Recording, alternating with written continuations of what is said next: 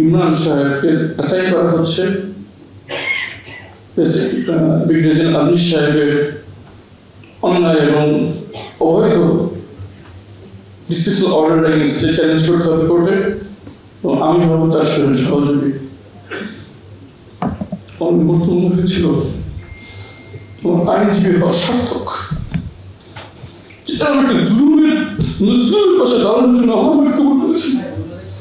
ওই মুহূর্তে আমার মনে হয়েছিল আমার আইনজীবী হওয়া সার্থক। আমার জীবনের একটি সিদ্ধান্ত যে নিয়েছি মানুষের অধিকার পৌঁছে দেওয়ার জন্য আমি লড়াই করব।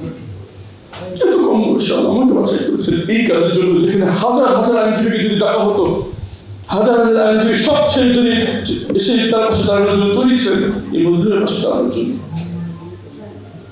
আমার মনে আছে রাত যে কাজ করেছি। মিলিটারি রুলস, মিলিটারি অ্যাক্ট, এমন কোনো ধারা ছিল না যে 1 থেকে 5 বছরের করিনি। কারণ মনে হয়েছে এই মজদুরের কাজের জন্য একচুল পরিমাণ কোনো ফাঁক না থাকে, কোনো ভুল না থাকে। ওয়াইফ আমাকে বলতো যে তুমি কি কাজ করেছো এত এক বছর, তোমাকে বলার পর বললাম যে ঠিক আছে তুই জুনিয়র, তোমার একটু সিনিয়র আছে। বলছি না, আমার মনে হচ্ছে যে দিস ইজ ডেস্টিনি, আমার বাছাই করেছে।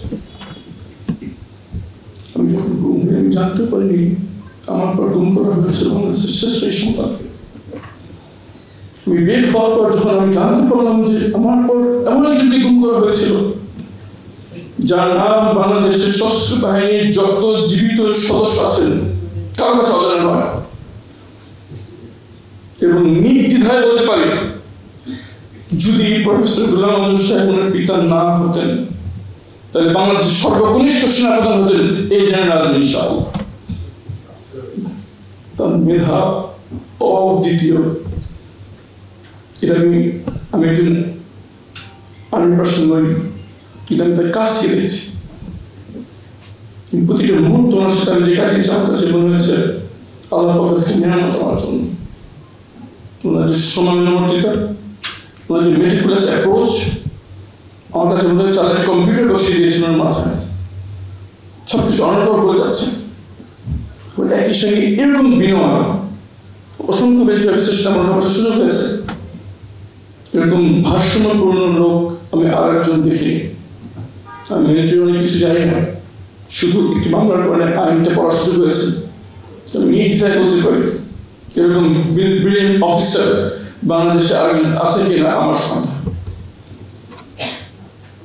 16 বছরের ফ্যাসিবাদ ছিল ধ্বংসের শাসন। তারা ধ্বংস করেছে বাংলাদেশের আইনের শাসন, তারা ধ্বংস করেছে বাংলাদেশের রীতি রেওয়াজ, তারা ধ্বংস করেছে বাংলাদেশের লং স্ট্যান্ডিং মিলিটারি ট্রেডিশন, তো ধ্বংস করেছে বাংলাদেশের সংবিধান, সর্বশেষ ধ্বংস করেছে মনুষ্যত্ব। কি দোষ ছিল ব্রিগেডিয়ার আজমি সাহেবের? আমি আইন পরিণতি বুঝেছি, ডিসমিসালের জন্য সবচেয়ে বড় শর্ত হচ্ছে মিসকন্ডাক্ট। মিলিটারি আইনে বলে যে কাউকে ফোর্স রিটায়ারমেন্ট প্রেসিডেন্ট যে কোনো সময় দিতে পারে without any reason. A disciplinary force serves at the pleasure of the president. এবং তাকে ফোর্স রিটায়ারমেন্ট দেওয়ার জন্য কোনো নিয়ম দরকার নেই। According to military act, according to military rule, for dismissal there has to be a misconduct. কে আছে দেখাতে পারবে ব্রিগেডিয়ার আজমি সাহেব একটা মিসকন্ডাক্ট করেছেন, not a ink। তাকে শুধু আর্মি থেকে ফোর্স রিটায়ারমেন্ট দিয়ে তাকে ডিসমিসাল করা হয়েছিল। যখন তাকে শুনলাম যে তাকে হুকুম করা হয়েছিল, আমার কাছে মনে হয়েছিল আমি তো তুচ্ছ, আমি একটা বাচ্চা ছেলে ছিলাম।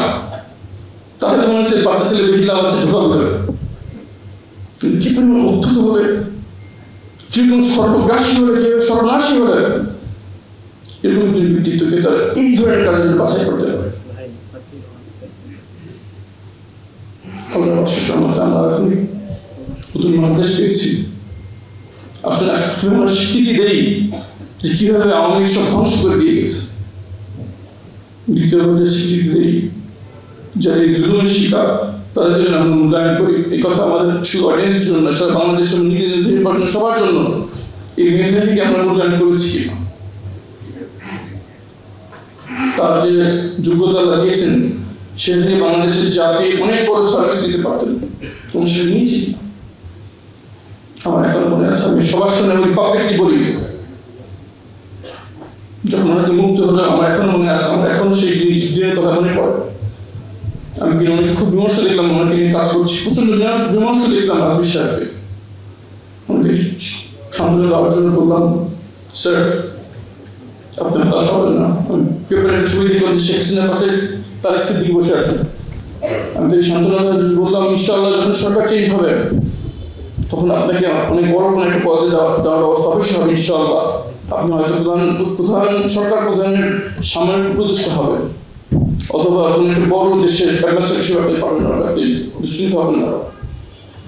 উনি চোখ ছলছল করে পানিতে বললেন, দেখো আমি উপদেষ্টা হতে চাই না, আমি অ্যাম্বাসেডর হতে চাই না, আমি সৈনিক, আমি আবার সেই ইউনিফর্মটা গায়ে করতে চাই। আমার কাছে মনে হচ্ছে কত নিঃস্বার্থ একজন সৈনিক, তার পদ পদবীর কোনো লোভ নেই, লোভ ছিল সেই নিয়মতান্ত্রিক জীবনের প্রতি। এবং আজকে আমি এই শেষ করছি, আমি সেই দিন মনে করবো তাকে সত্যিকার অর্থে মূল্যায়ন করা হয়েছে, যেদিন সেই বাংলাদেশের প্রতিরক্ষার যে পোশাক আরেকদিন যিনি তার গায়ে দেখবেন ইনশাআল্লাহ।